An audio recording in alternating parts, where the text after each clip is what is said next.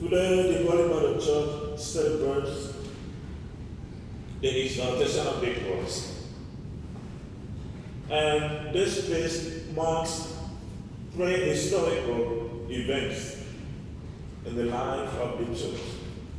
Number one is the finding of the true cross of Jesus by Saint Helena, the mother of Emperor Constantine. Second, upon the rediscovery of the true cross of Christ, Constantine ordered the deconstruction of pagan shrines and ordered for the construction of churches at the site of the Holy Sepulchre and also the Church of Calvary, as we have it today. If you are privileged to go on a pilgrimage to Jerusalem, you will see the Church of Holy Sepulchre and then the Church of Mount Calvary. And the third one is the restoration of the true cross back to Jerusalem after the Persian War and the defeat of the Persians. Emperor Heraclius, who defeated the Persians, had this original cross restored back to Jerusalem. And today, some pieces of this original cross have been taken as a relics to many countries and many places. So with all of this background, these three historical events, the universal celebration is once more promoted that we look up once again to the instrument that was used for the salvation of man. So today's feast, we celebrate the power of God to transform the cross, as we know, an emblem of suffering, of shame, of sorrow, into an instrument of grace, of salvation, and of God's admiration.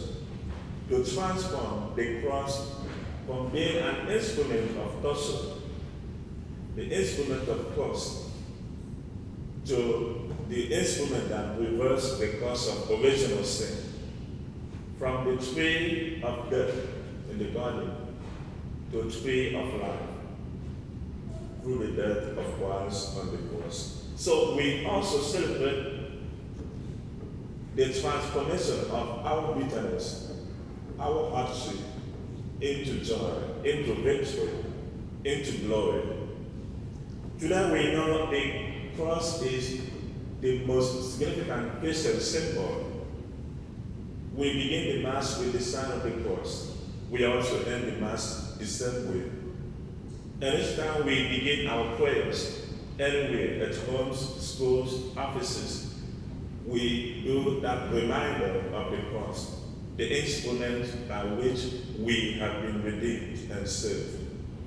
It calls to mind St. Paul's exaltation in his letter to the Galatians, to glory always in the cross of Christ, to rejoice always, in fact, to boast of it, to always talk about the crucified Christ, for through him we have been saved, to always lift high the cross.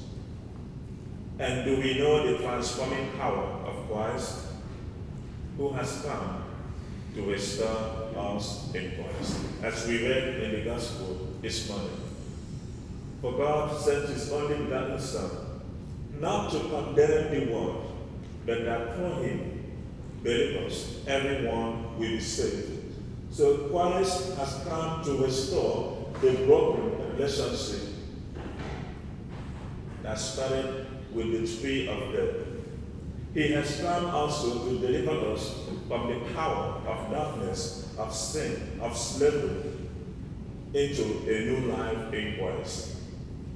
He has come to restore us to new life, for through his death on the cross, then comes the resurrection, which is a pointer to our own cross, that with the pains of the cross, our individual crosses, and of course our cross as a country, as a nation, or even as a family, there comes with it the joy of the resurrection. That is the wonderful proof of God's love for us.